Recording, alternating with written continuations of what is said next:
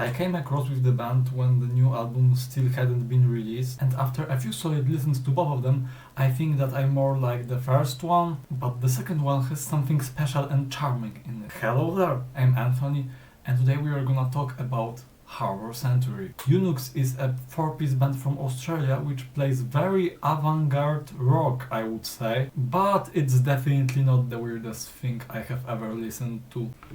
The weirdest would be probably Stapscotch's Prison Jar. But anyway, Eunuchs is a band that clearly stands out from the rest, and I can't find any bands that would be playing similar music to theirs. So I'd better go with the bands that also stand from the other. The only band that comes to my mind is Vegetor's Tenebrarium, which also plays avant-garde rock, but I guess it's kind of avant-garde you have never thought of, and me too. But anyway, I highly recommend listening to that album as it's a great journey with music and alchemy. But let's move on to the Harbour Century. And well, I thought Eunuchs is a four-piece album and it's obviously true, but well, not exactly on this album, because this time guys were working with lots of musicians, and that's why there are lots of different instruments in almost every corner of the album. And that fact actually gives them powerful vibe of Neptunian maximalism. Yeah, that comparison is awesome. But they obviously sound totally different. And well, I still haven't shown you what they sound like, so now I think it's the right time.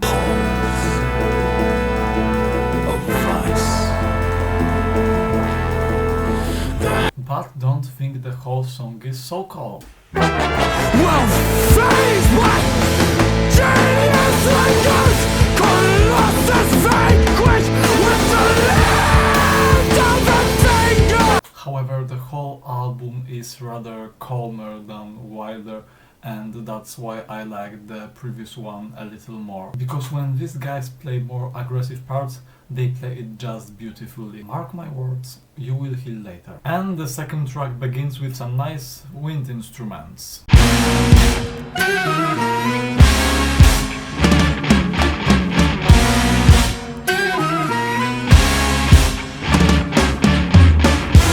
And at a certain moment there is one significant pace change.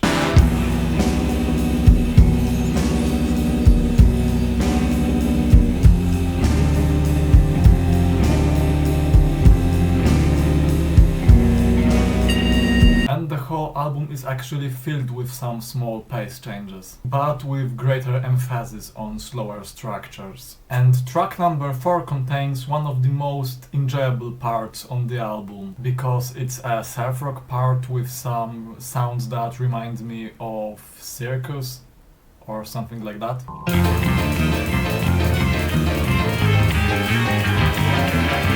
Swim!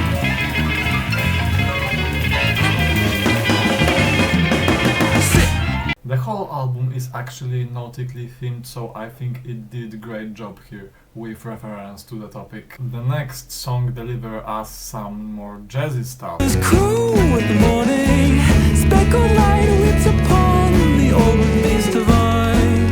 If you are angry and you want to calm down a little, then I think I found the right solution, I guess. I love that slow saxophone, by the way. And I think the later moment, which I was talking about before, has just come. So guys, behold the Bird Angel Dynasty. Of virility, taunt the failing knights. Commanders can't command. Wives, genealogical fruits, stiffens, I love how gently Bro went with his voice and how it becomes faster and faster. Avian rapture, defenses open, break open, walls open, wings open, seal open, beaks open, claws open. With great accompaniment of flute and later trumpets and saxophone. I am a boat for the shallows, comfortable to the gallows. It is plans and plans and plans. Ultimately. And how the vocals become more aggressive.